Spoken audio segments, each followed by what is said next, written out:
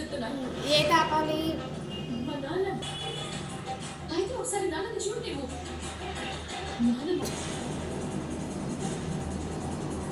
అక్క మన నాన్నని చూద్దాం పద.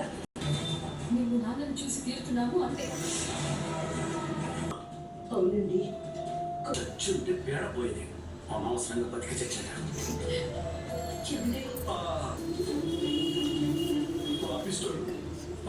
ఇంకొక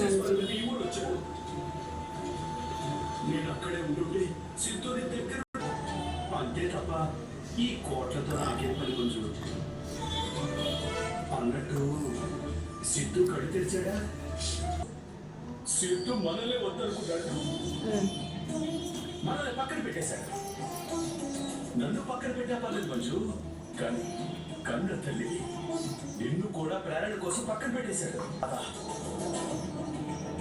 అయినా సిద్ధు అలా మారడానికి కారణం ప్రేరణే కదా.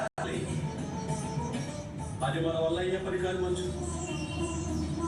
నువ్వు జాగ్రత్త.